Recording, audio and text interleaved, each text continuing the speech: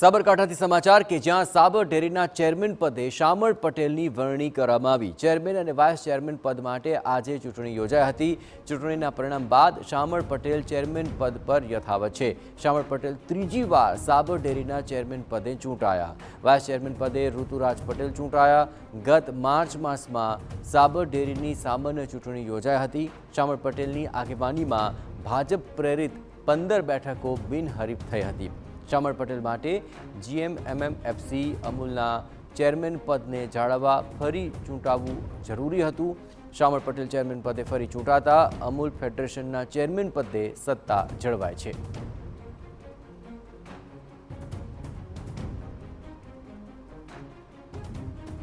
આ સમગ્ર મામલે વધુ વિગતે વાત કરવા માટે જોડાઈ રહ્યા છે TV9 સંવાદદાતા અવનીશ। અવનીશ, આ ચૂંટણીને લઈને ચૂંટાવાને લઈને શું વધુ અપડેટ મળી રહી છે? જયેશ, વાત કરવામાં આવે તો સાબર ડેરીના ચેરમેન પદે ત્રીજી વાર શામળ પટેલ જે છે તે ચૂંટાઈ આવ્યા છે। બિનહરીફ રીતે તેઓ ચૂંટાઈ આવ્યા છે। તેઓએ ઉમેદવારી રજૂ કર્યા બાદ અન્ય કોઈ પણ વ્યક્તિએ ઉમેદવારી નહીં કરતા તેઓ બિનહરીફ ચૂંટાયા છે। આ સાથે યુવા એક ડિરેક્ટર હતા ઋતુરાજ પટેલ, તેઓને વાઇસ ચેરમેન તરીકે પસંદ કરવામાં આવે છે। એટલે એક ચેરમેન અને વાઇસ ચેરમેન બંનેની ચૂંટણી કરવામાં આવતા ફરી એકવાર શામળ પટેલ જે છે તે આ સાબર ડેરીનું સુકાન સંભાળશે। આ સાથે તેઓને અમૂલ ફેડરેશન એટલે કે ગુજરાત મિલ્ક માર્કેટિંગ ફેડરેશનના ચેરમેન પદનું જે તેમની સત્તાથી તે પણ જળવાઈ રહેશે તે આ ચૂંટણીથી નક્કી થયું। રાજ્યના સહકારી માળખું જે છે તેમની નજર આની ઉપર હતી આ ચૂંટણી પર કે જો શામળ પટેલ ફરીથી ચૂંટાઈ આવે તો ફેડરેશનના ચેરમેન પદની તેમની જે સત્તા હતી તે જળવાઈ રહેશે કે કેમ?